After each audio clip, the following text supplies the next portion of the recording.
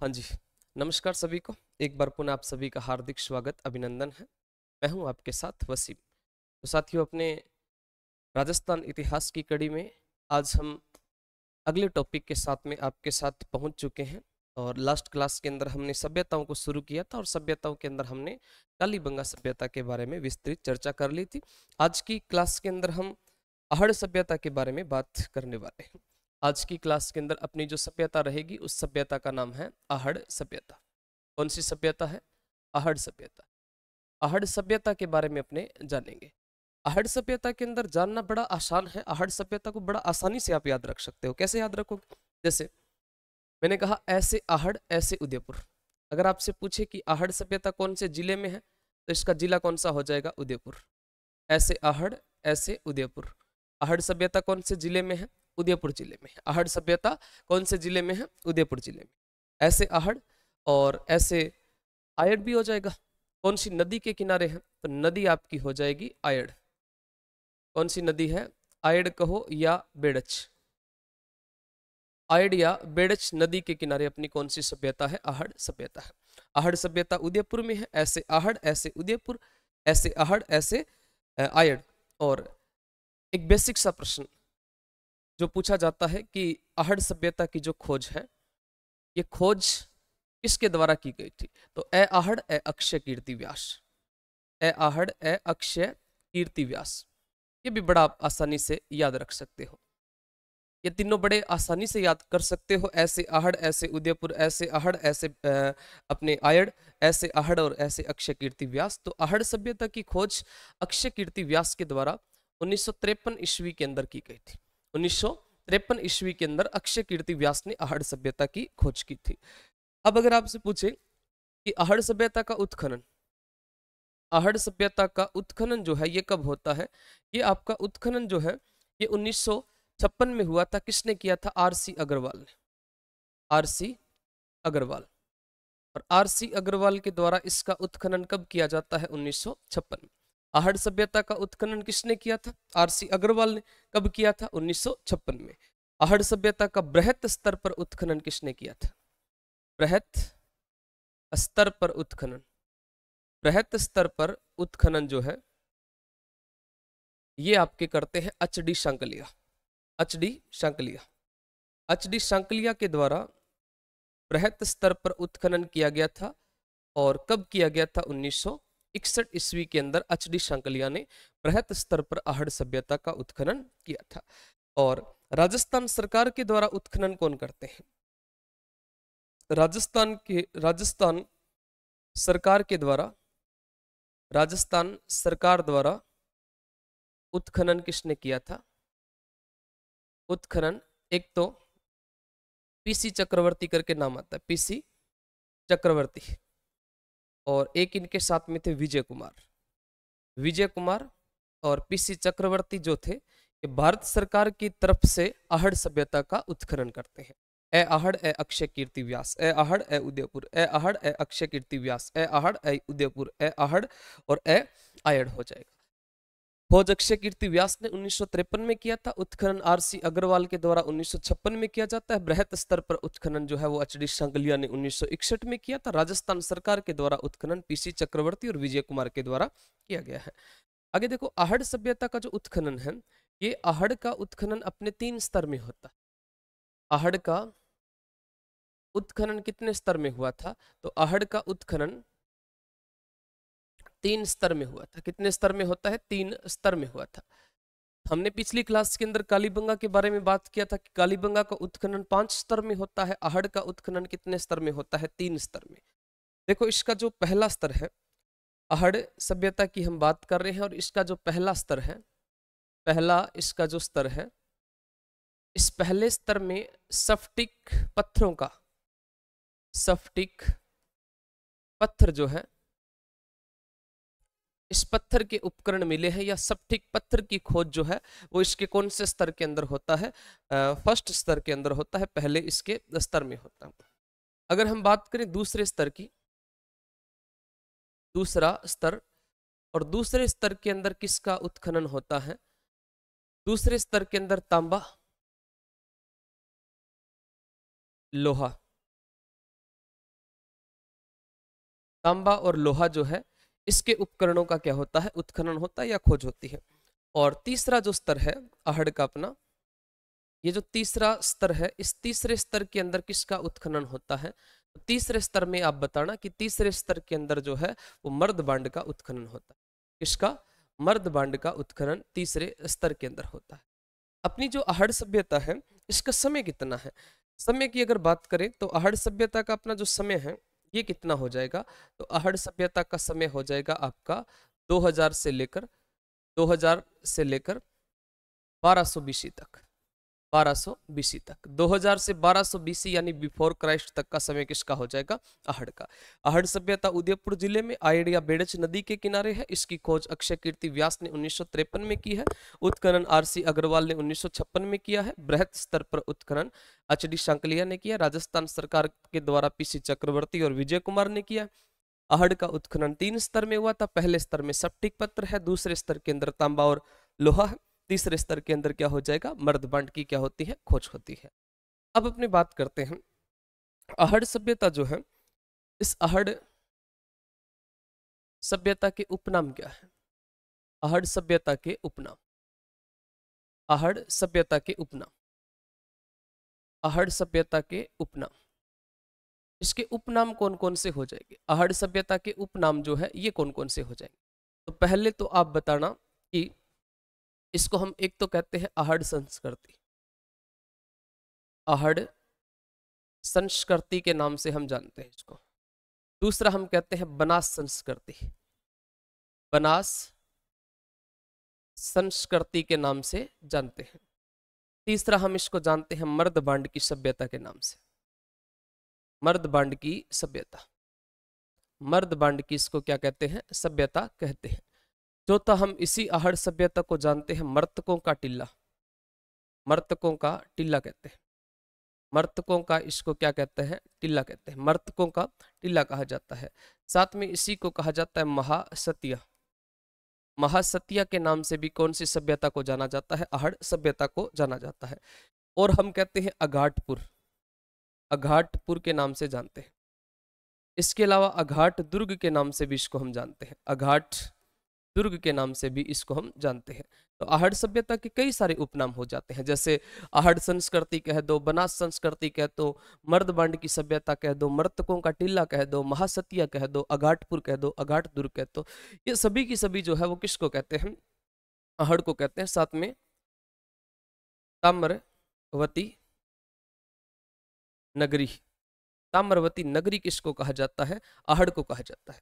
अगर ताम्रवती जननी की बात आ जाए तो ताम्रवती जननी तो कौन सी है, गणेश्वर है, और नगरी कौन सी है, तो नगरी आपकी हो जाएगी आहड़, ताम्रवती नगरी के नाम से इसको जाना जाता है। और देखिएगा आहड़ सभ्यता के बारे में, इसकी विशेषता के बारे में हम बात करें, आहड़ सभ्यता की विशेषता किस प्रकार की रहेगी, तो विशेषता के बारे में सबसे पहले मैंने कहा था कि कालीबंगा सभ्यता कैसी सभ्यता थी, कालीबंगा सभ्यता अपनी नगरीय या शहरी सभ्यता थी, और आहड़ एक ग्रामीण सभ्यता है। कैसी सभ्यता है, ग्रामीण, कैसी सभ्यता है, ग्रामीण सभ्यता है। आहड़ किस प्रकार की सभ्यता है, ग्रामीण सभ्यता है। और ग्रामीण सभ्यता है तो मैंने कल आपको बताया था कि शहरी सभ्यता का समाज जो होता है वो मात्र स्थात्मक होता है, तो ग्रामीण सभ्यता का समाज कैसा होगा, तो यहाँ का जो समाज है कि आपका अपने आप ही कौन सा हो जाएगा, पितृस्तात्मक हो जाएगा, पितृस्तात्मक हो जाएगा, पितृस्तात्मक। इसका जो समाज है वो कैसा हो जाएगा, पितृस्तात्मक हो जाएगा। और देखो इसकी विशेषता में आपको जानना है कि आहड़ सभ्यता में ईरान की सभ्यता के समान, ईरान की सभ्यता के समान, ईरान की सभ्यता के समान, ईरान की सभ्यता के समान बिना हत्थे के जल के पात्र मिले, बिना हत्थे के जल के पात्र मिले, बिना हत्थे के यहाँ से क्या मिले हैं, जल के पात्र मिले, जल के क्या मिले हैं, पात्र मिले हैं। ईरान की सभ्यता के समान बिना हत्थे के जल के पात्र कहाँ से मिले हैं, तो बिना हत्थे के जल के पात्र अपनी आहड़ सभ्यता से मिले हैं। कौन सी सभ्यता के समान, तो ईरान की सभ्यता के समान बिना हत्थे के जो जल के पात्र है वो अपने आहड़ सभ्यता से देखने को मिलते हैं।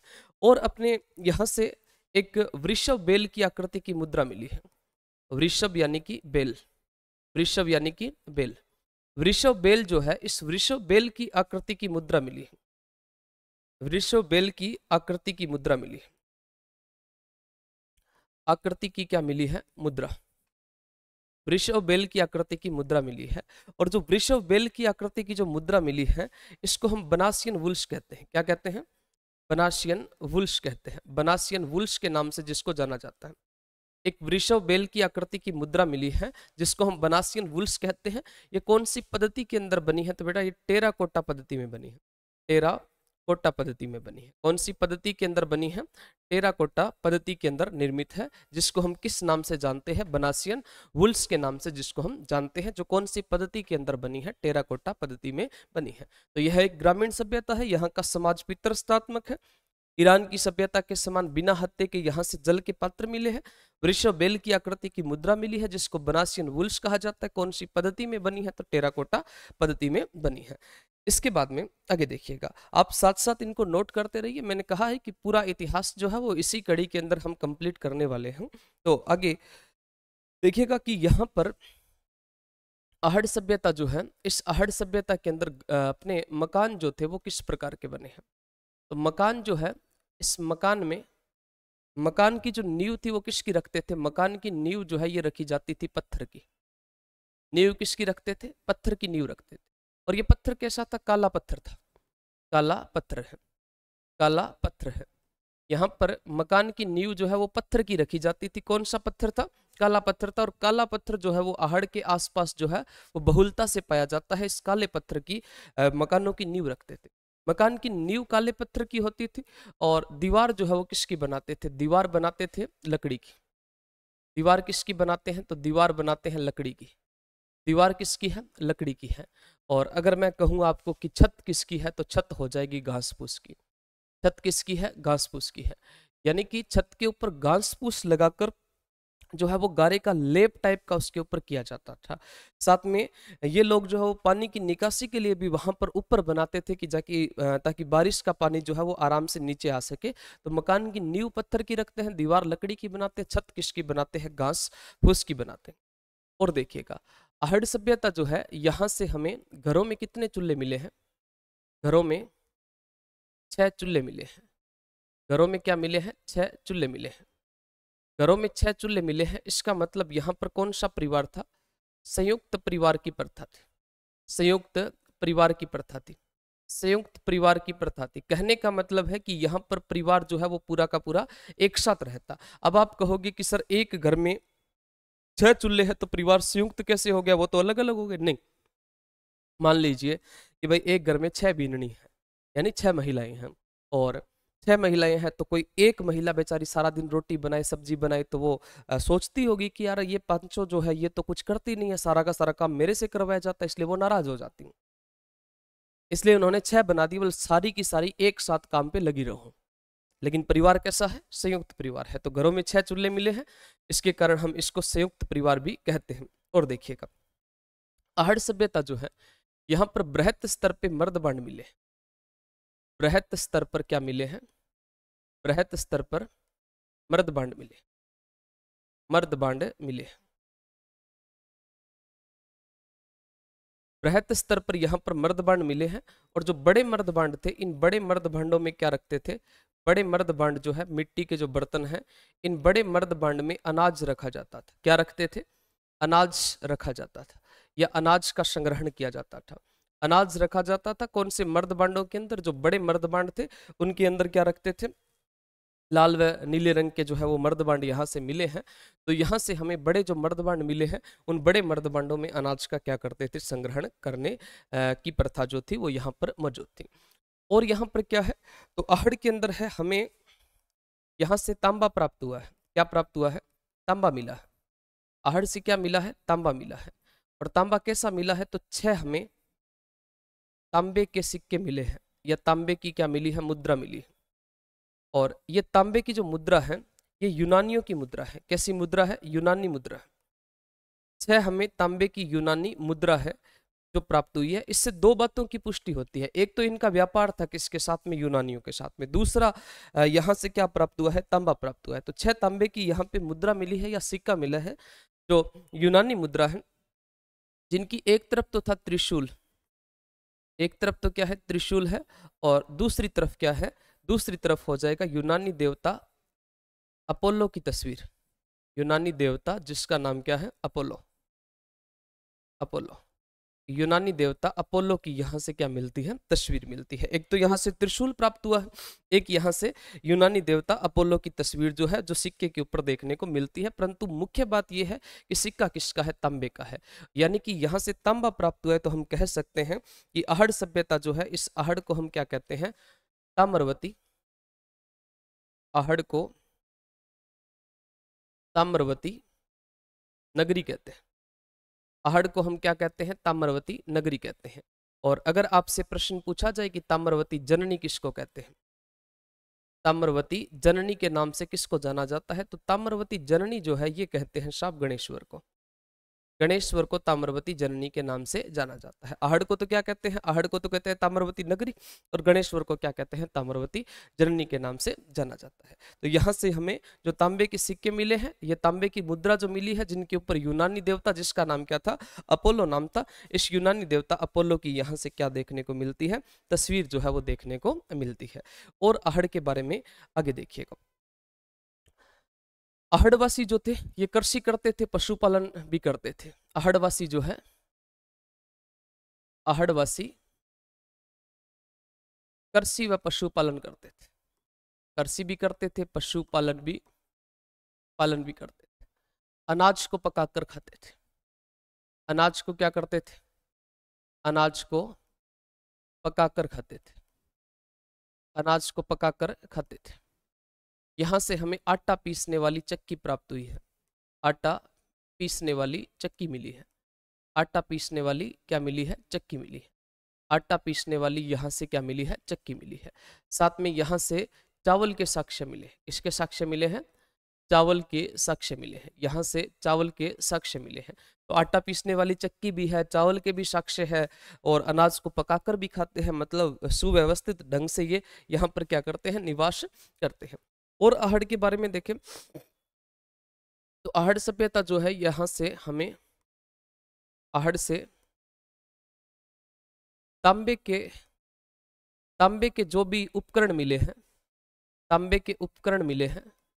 और तांबे के उपकरण में क्या हो जाएगी? जैसे एक तो हो जाएगी आपकी, जैसे जो रिंग होती है, बिंटी जिसको बोलते हैं आप, मुंदरी जिसको बोलते हैं, वो यहाँ से प्राप्त हुई है। तांबे की यहाँ से क्या मिली है? कुल्हाड़ी भी मिली है। कुल्हाड़ी जो है वो किसकी मिली है? तांबे की मिली है। कुल्हाड़ी हो गया तांबे की, और भी कई सारे तांबे के छोटे छोटे औजार जो है वो यहाँ से देखने को मिलते हैं। और देखिएगा, और यहाँ से क्या मिलता है हमें? आहड़वासी जो थे, इस आहड़ के अंदर हमें चक्राकार कुएं मिले। चक्राकार कुएं के साक्ष्य कहाँ से मिले हैं? तो चक्राकार कुओं के साक्ष्य जो है वो आहड़ सभ्यता से मिलते हैं। चक्राकार कुओं के साक्ष्य कौन सी सभ्यता से मिलते हैं? आहड़ सभ्यता से चक्राकार कुओं के साक्ष्य मिले हैं। साथ में आहड़ के 8 बार, आहड़ के 8 बार बसने व 8 बार उजड़ने के साक्ष्य मिले।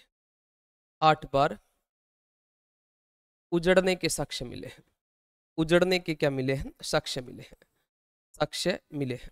8 बार बसने और 8 बार उजड़ने के साक्ष्य मिले हैं। और यहाँ से हमें मिट्टी के आभूषण मिले हैं। मिट्टी के आभूषण मिले हैं। मिट्टी के आभूषण कहाँ से मिले हैं? तो आप बताना कि मिट्टी के आभूषण जो है वो आहड़वासी प्रयोग करते थे। साथ में शव के साथ में आभूषण और वस्त्र सहित शव को दफनाया जाता था। शव जो था, इस शव को आभूषण और वस्त्र के साथ में दफनाया जाता था।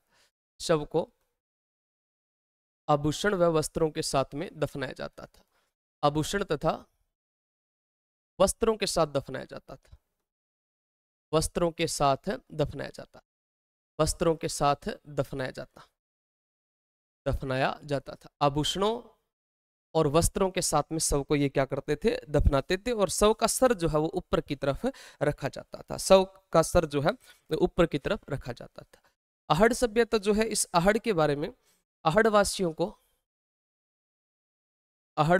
को इतिहासकारों ने निमन कुल का बताया। निमन कुल का बताया। निमन कुल का बताया है किसको? आहड़वासियों को। और आहड़ सभ्यता का अंत किस प्रकार से होता है? तो अंत जो है वो प्राकृतिक आपदा से हुआ था। अंत किससे हुआ था? प्राकृतिक आपदा।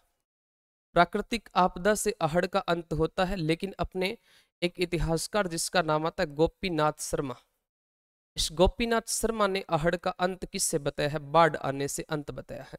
बाढ़ से इसका अंत बताया है। प्राकृतिक आपदा ही होती है वास्तव में तो बाढ़, लेकिन इन्होंने अपने हिसाब से एक अलग नाम देना था और इन्होंने अलग नाम दे दिया। और अलग नाम क्या दिया था कि बाढ़ आने से आहड़ सभ्यता का अंत होता है। तो हमने आहड़ के बारे में जो बातें की है उसका थोड़ा सा रिवीजन करते हैं कि आहड़ कौन से जिले में है? उदयपुर जिले में है। नदी कौन सी है? आयड या बेड़च नदी है। खोज अक्षय कीर्ति व्यास ने की थी। उत्खनन आरसी अग्रवाल 1956 में करते हैं। बृहत स्तर पर उत्खनन एचडी सांकलिया ने 1961 में किया था। राजस्थान सरकार द्वारा उत्खनन पीसी चक्रवर्ती और विजय कुमार के द्वारा किया गया। आहड़ का उत्खनन 3 स्तर में होता है। पहला स्तर स्फटिक पत्थरों का उत्खनन हुआ था। दूसरे स्तर में तांबा और लोहे का उत्खनन होता है। तीसरे स्तर के अंदर जो है वो मर्दबांड का उत्खनन होता है। कहने का मतलब है कि भाई आहड़वासी जो थे, इस आहड़ के अंदर हमें जो है वो लोहे के भी उपकरण मिलने प्रारंभ हो जाते हैं। लोहे की भी यहाँ पर खोज हो जाती है। समय इसका 2000 से लेकर 1200 बीसी है। इसको आहड़ संस्कृति, बनास संस्कृति, मर्दबांड की सभ्यता, मर्तकों का टिल्ला, महासतिया और अघाटपुर, अघाट दुर्ग, ताम्रवती नगरी के नाम से जाना जाता है। ये ग्रामीण सभ्यता है। ग्रामीण सभ्यता का समाज कैसा होता है? पितृस्थात्मक। ईरान की सभ्यता के समान बिना हत्थे के जल के पात्र मिले हैं। वृषभ बेल की आकृति की मुद्रा मिली है जिसको बनासियन वुल्स कहा जाता है। कौन सी पद्धति में बनी है? तो टेराकोटा पद्धति के अंदर निर्मित है। और हमने बात किया मकान की नींव पत्थर की रखते थे, दीवार लकड़ी की बनाते, छत घास फूस की बनाते थे। घरों में 6 चूल्हे मिले हैं। संयुक्त परिवार की प्रथा थी। बृहत स्तर पर मर्दबांड मिले हैं। बड़े मर्दबांड में अनाज रखे जाते। तांबा मिला है। तांबे के सिक्के मिले हैं 6, जिन पर एक तरफ त्रिशूल है, दूसरी तरफ यूनानी देवता अपोलो की तस्वीर है। आहड़ को ताम्रवती नगरी, ताम्रवती जननी और गणेश्वर को कहा जाता है। आहड़वासी कृषि व पशुपालन करते, अनाज को पकाकर खाते थे। आटा पीसने वाली चक्की मिली है। चावल के साक्ष्य मिले हैं। तांबे के उपकरणों में कुल्हाड़ी मिली है। चक्राकार कुएं मिले हैं। आहड़ के 8 बार बसने और 8 बार उजड़ने के क्या मिलते हैं? साक्ष्य मिलते हैं। सब को आभूषणों के साथ में दफनाया जाता था। मिट्टी के आभूषण मिले हैं। और आहड़ वासियों को निम्न कुल का बताया है। इसका अंत प्राकृतिक आपदा से होता है। और गोपीनाथ शर्मा ने अंत किससे बताया है? बाढ़ आने से। और अगली आपकी जो सभ्यता है, जिस सभ्यता का नाम है गणेशवर सभ्यता। अगली कौन सी सभ्यता है? गणेशवर सभ्यता। अगली जो आपकी सभ्यता है, इस सभ्यता का नाम आता है गणेशवर सभ्यता। अगली कौन सी सभ्यता है? गणेशवर सभ्यता। गणेशवर सभ्यता देखिएगा, गणेशवर सभ्यता जो है, इस गणेशवर सभ्यता के बारे में आपको बताना है कि गणेशवर सभ्यता नीम का थाना में है। नीम का थाना, नीम का थाना के अंदर है। गणेशवर सभ्यता कहां पर है? नीम का थाना में एक टिल्ला है और उस टिल्ले का नाम है गणेशवर टिल्ला। और नीम का थाना के उस गणेश्वर टिल्ले पर कौन सी सभ्यता विकसित होती है? तो नीम का थाना के गणेश्वर टिल्ले के ऊपर गणेश्वर सभ्यता विकसित होती है। गणेश्वर जो सभ्यता है, इस गणेश्वर सभ्यता नीम का थाना के अंदर है। और नदी कौन सी है? तो नदी आप बताना, कांतली नदी के किनारे। कौन सी नदी है? कांतली नदी। कांतली जो नदी है, आंतरिक प्रवाह की एक नदी है, जिस नदी का नाम है कांतली नदी। और कांतली नदी के किनारे कौन सी सभ्यता विकसित होती है? गणेश्वर सभ्यता विकसित होती है, जिसका समय जो है वो 2800 बीसी माना जाता है। एक पुरानी सभ्यता है अपनी गणेश्वर। समय जो है वो कितना माना जाता है? इसका 2800 बीसी समय माना जाता है। कौन सी सभ्यता का? गणेश्वर सभ्यता का। गणेश्वर सभ्यता जिसका समय जो है वो 2800 बीसी माना जाता है। गणेश्वर के बारे में भी आप आसानी से याद रखो। गणेश्वर सभ्यता की जो खोज है ये 1972 में होती है। 1972 में गणेशवर, गणेशवर रतन चंद्र अग्रवाल, रतन चंद्र अग्रवाल, गणेशवर रतन चंद्र अग्रवाल। 1972 में गणेश्वर सभ्यता की खोज होती है। और गणेश्वर सभ्यता की खोज रतन चंद्र अग्रवाल के द्वारा की जाती है। और रतन चंद्र अग्रवाल ने गणेश्वर सभ्यता की खोज कब की थी? 1972 के अंदर की थी। इसका उत्खनन जो है ये आपका 1977-78 ईस्वी के अंदर होता है। और 1977-78 में एक तो रतन चंद्र अग्रवाल हो जाएंगे, यानी कि आरसी अग्रवाल हो जाएंगे। और दूसरे इनके साथ में थे विजय कुमार। दूसरे इनके साथ में थे विजय कुमार।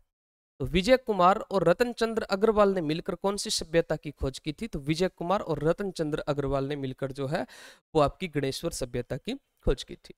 गणेश्वर सभ्यता को पुरातत्व का पुष्कर कहा जाता है। गणेश्वर को पुरातत्व का पुष्कर कहते हैं। पुरातत्व का पुष्कर।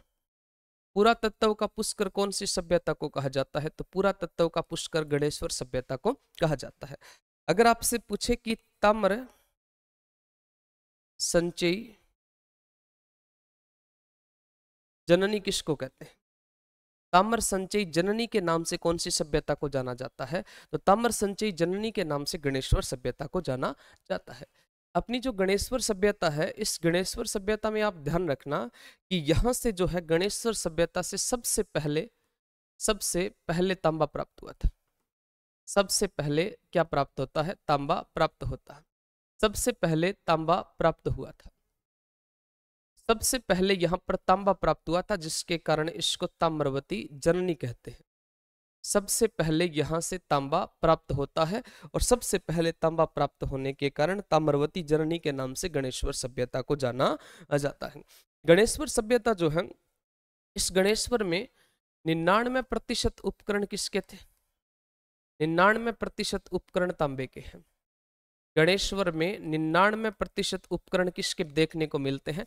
तांबे के देखने को मिलते हैं। जैसे तांबे का तीर हो गया, तांबे का तीर हो गया, तांबे का हो गया भाला, तांबे का भाला, मछली पकड़ने वाला कांटा, मछली पकड़ने वाला कांटा, मछली पकड़ने वाला कांटा, तांबे का तीर, भाला, मछली पकड़ने वाला कांटा। और इसके अलावा हो जाएगा आपका बाणागर। बाणागर, बाण का जो आगे का भाग होता है जिसको बाणागर बोला जाता है, ये भी किसका मिला है? तांबे का मिला है। साथ में यहाँ पर हमें पत्थर के मकान मिले हैं। पत्थर के मकानों का प्रयोग करते थे, मकानों का प्रयोग करते थे, पत्थर के मकानों का प्रयोग करते। लेकिन मुख्य बात यह है कि आहड़ से हमें पत्थर, अपने गणेश्वर से पत्थर के बांध मिले हैं। यहां से हमें पत्थर के क्या मिलते हैं? पत्थर के बांध मिलते हैं। पत्थर के बांध जो है वो कहां से मिले हैं? पत्थर के बांध जो है वो गणेश्वर से मिले हैं। और ये प्रश्न बनता है कि विश्व में सबसे पहले पत्थर के बांध जो है, ये सबसे पहले पत्थर के बांध कहां से मिले थे? विश्व में सबसे पहले पत्थर के बांध जो है ये आपके गणेश्वर सभ्यता से मिलते हैं। विश्व में सबसे पहले पत्थर के बांध कौन सी सभ्यता से देखने को मिले थे? तो विश्व में सबसे पहले पत्थर के बांध जो है वो आपके गणेश्वर सभ्यता से देखने को मिलते हैं। तो विश्व में सबसे पहले पत्थर के बांध जो है वो गणेश्वर सभ्यता से देखने को मिले थे। और यहाँ से हमें जो गणेश्वर है, इस गणेश्वर में तांबे की आपूर्ति कहाँ से होती थी? तो तांबे की पूर्ति कहाँ से होती है? तांबे की पूर्ति यहाँ पर जो थी गणेश्वर में, तांबे की पूर्ति खेतड़ी, एक जगह है खेतड़ी झुंझुनू के अंदर। खेतड़ी जो है, इस खेतड़ी से किसकी जो है वो पूर्ति होती थी? तो खेतड़ी से जो है वो, खेतड़ी की खानों से यहाँ पर तांबे की पूर्ति होती। कौन सी सभ्यता में? गणेश्वर सभ्यता में। और गणेश्वर से तांबा जो है यहां से कौन सी सभ्यताओं के अंदर जाता था? जैसे हम अगर बात करें आपकी कालीबंगा हो जाएगी, या फिर हम यूं करें कि सिंधु घाटी के जो स्थल थे, सिंधु घाटी के स्थल, सिंधु घाटी के जितने भी स्थल है, इन सिंधु घाटी के स्थलों के अंदर जो है वो तांबे की आपूर्ति कहाँ से होती थी? तो गणेश्वर से होती है। और साथ में अपनी जो गणेश्वर सभ्यता है, इस गणेश्वर सभ्यता को पुरातत्व का क्या कहा जाता है? पुष्कर कहा जाता है। साथ में यहाँ पर काले व नीले रंग के मर्द भांड भी देखने को मिले। काले व नीले रंग के कृप्सवाणी मर्द भांड मिले। काले व नीले रंग के कृप्सवाणी मर्द भांड कहाँ से मिले हैं? तो मर्द भांड जो है वो आहड़ सभ्य, अपने गणेश्वर सभ्यता से मिले हैं। तो आज की क्लास के अंदर हमने दो सभ्यताएं पढ़ी है, एक तो सभ्यता गणेश्वर और एक सभ्यता आहड़ के बारे में पढ़ा है। नेक्स्ट क्लास के अंदर जो अपनी एक तो बालाथल सभ्यता, एक बेराट सभ्यता जो मुख्य रूप से, बाकी छोटी छोटी सभ्यताएं जो है इनको पूरा करने का प्रयास करेंगे। तो मिलते हैं अगली क्लास में, तब तक के लिए जय हिंद, जय भारत, धन्यवाद।